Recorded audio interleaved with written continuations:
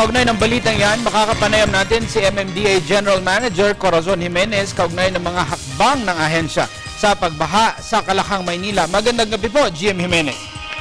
Magandang gabi din po inyo.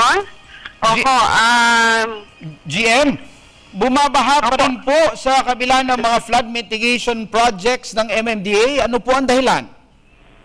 ito pa rin ho yung ating mga clog, ang ating pong mga drainage lines at ang ating pong mga riverways, yung ating pong mga, lalo na yung mga speros. Nakita nyo naman ho na talagang hindi ho kami humihinto rin sa paglilinis nitong mga ito. Kaya lang, every time naman hong maglilinis kami, yun pa rin ang nakikita namin, yung mga basura. Ang problema po ba ay maintenance lamang, GM, yung pagka-clog niyan o talagang infrastruktura na? Ibig po ba natin sabihin na kapag nalinis yan ay wala pong baha? Oo, kasi well, it has something to do also with the aging natin, drainage lines, alam naman natin yan, more than 50 years na po yung iba. Yung iba naman po ay nagkakaroon ng problema dahil natatapunan in terms of mga construction, whether it's just a road construction or a building. So, klaseng problema.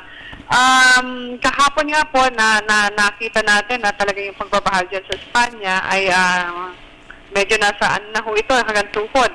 So hindi naman ho natin masabing na hindi ho kami nagdeklag. In fact, since February po, nagdedeklag na ho kami dito sa kahabaan ng Espanya. Tapos inulit na naman po yan kagabi dahil nga para maiksan nga ho yung flooding. Medyo gusto ko lang kung sana ipaliwanag, Ang drainage ho kasi ay talagang pagka may bagsakang ulan, nagpa-flooding, kailangan mabilis ho ang daloy ng tubig sa pagbaba.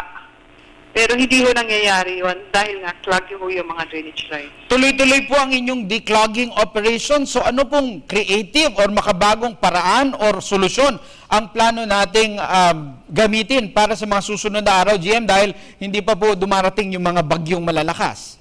Totoo yan, this is just the monsoon rain, hindi pa ito yung typhoon. So, ang talagang solusyon lang ho na nakikita namin ngayon is, of course, rin ho kami talagang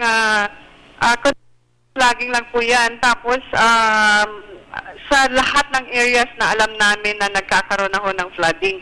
Mabanggit ko na lang po, mula pa ho kagabi, doon sa Espanya, sa Biak na Bato, doon tayo sa Show Boulevard, this morning, the whole day today po, nandiyan din kami sa Ninoy Aquino doon sa may Kutkut Bridge, sa may Pasong Tamo Tunnel dahil nagkaroon ng problema dyan sa Magallanes Interchange din kahapon. At dyan ho sa may TAF, malapit sa PGH, ito yung ating mga nilinis today. So, bumagsak man ang umulan kanina, hindi ho masyadong nagkaroon ng flooding. GM, nakatulong po ba yung ating MMDA app sa iPhone at itong ating MMDA Traffic Mirror para mabigyang babalay yung ating mga motorista na iwasan na yung mga lugar na nabaha? Nakatulong po ito doon sa mga meron ho daw na may smartphone na tinatawag natin na na-access po nila yan at nakakatulong din yung aming pong hotline na 136, So marami hong tumatawag, maraming nag-tweet, marami hong at tumingi na nga doon sa traffic navigator at traffic mirror na aming nailabas na po yan. Ang naging talagang problema ay yung yung pagbabaha. Nagkaroon po ng mahabang traffic talaga. Ako papuntang south na ako, nakita ko yung northbound naman ay talagang mahaba ho talaga yung traffic po. Okay, maraming salamat po at magandang gabi, MMDA General Manager Corazon Jimenez. Maraming salamat po.